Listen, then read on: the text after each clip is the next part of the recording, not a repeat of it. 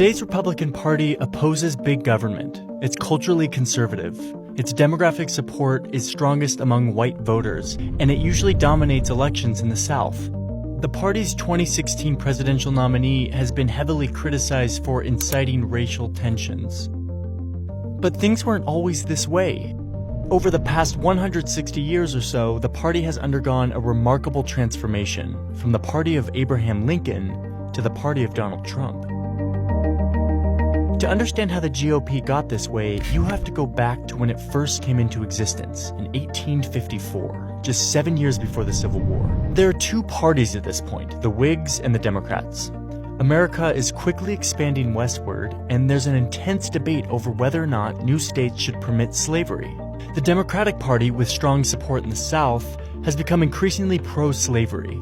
But the Whigs are divided on the issue. Their northern supporters are really afraid that the growing number of slave states would have too much political influence, which they feared could really hurt free white workers economically. So in 1854, the country is debating whether or not the territories of Kansas and Nebraska should allow slavery. The Whigs can't agree, and the party ends up collapsing. The former Whigs in the North form a new party that will fight against letting slavery expand any further. They call it the Republican Party. By 1860, the Republican Party has become increasingly powerful in the North, enough so that a little-known Republican named Abraham Lincoln wins the presidency. Even though Lincoln promises he won't interfere with slavery in states that already have it, he and his party are still too anti-slavery for the South to tolerate. So 11 southern states secede from the Union, forming the Confederate States of America. The northern states decide to fight to keep the Union together, and the Civil War ensues. The result is a northern victory and the abolition of slavery nationwide. After the war, Republicans begin fighting to ensure that recently freed slaves in the South have their rights. A year after Lincoln's assassination, the party passes the Civil Rights Act of 1866. They fight to make sure that black men have the same right to vote with new laws and constitutional amendments. But something had happened during the Civil War that began changing the young Republican Party. Government spending during the war made many northern businessmen really rich. Gradually, these wealthy financiers and industrialists start taking more and more of a leadership role in the Republican Party. They want to hold on to power, and they don't think that fighting for black rights in a mostly white country is the best way to do that. Meanwhile, the South is resisting these new racial reforms, often violently. And most white Republican voters and leaders now feel that they've done enough for black citizens in the South, and it's time to emphasize other issues. So in 1870, the party basically gives up on reforming the South, deciding instead to leave it to its own devices. The region becomes politically dominated by white Democrats. Fast forward to the new century. By the 1920s, the Republican Party has become essentially the party of big business. This works out quite well for them as the economy is booming, but not so well when the economy crashes in 1929 and the Great Depression begins. Franklin D. Roosevelt and other Democrats are swept into power and begin dramatically expanding the size and role of the federal government in an attempt to fight the Depression and better provide for Americans. Republicans oppose this rapid expansion, defining themselves as opposition to big government, an identity that the party still holds today. Going into the 50s and 60s, race and the South returned to the forefront of national politics, with the civil rights movement attempting to end segregation and ensure blacks truly have the right to vote. The civil rights debate isn't a purely partisan issue. It's more of a regional issue, with Northerners from both parties supporting it and Southerners from both parties opposing it.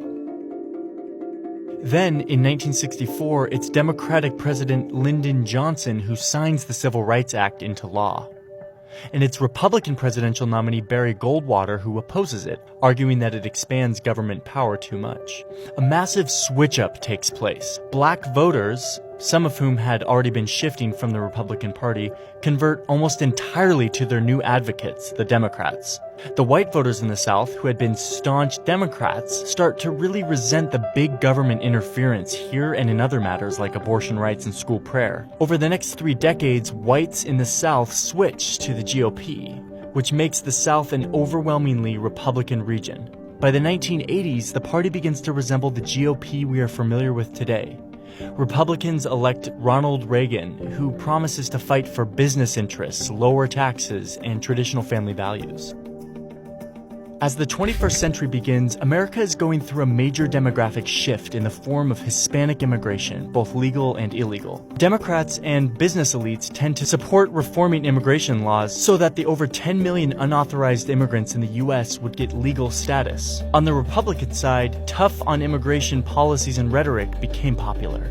But this ends up costing the Republicans when, in 2012, Mitt Romney loses his bid for the presidency. He gets blown out among Hispanic voters.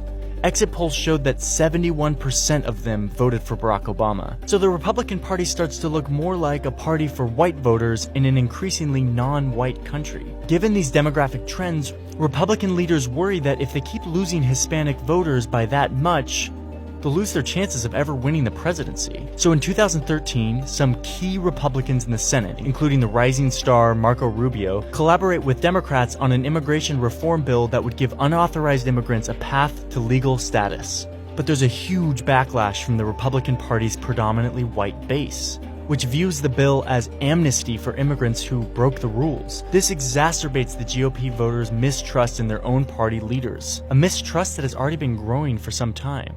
And that makes the political landscape of 2015 fertile ground for a figure like Donald Trump, an outsider businessman who wants to build a wall on the border of Mexico. Trump isn't a traditional conservative, but he appealed to the resentment and the mistrust of party leaders that Republican primary voters had, as well as the strong opposition to growing immigration trends. And even though he was loathed by party leaders, he won enough support in the primaries to become the GOP nominee for president. So now, the Republican Party is once again at a major crossroads as it tries to meet the political challenges of the 21st century. It's up to Republican voters and leaders to decide just what they want their party to be.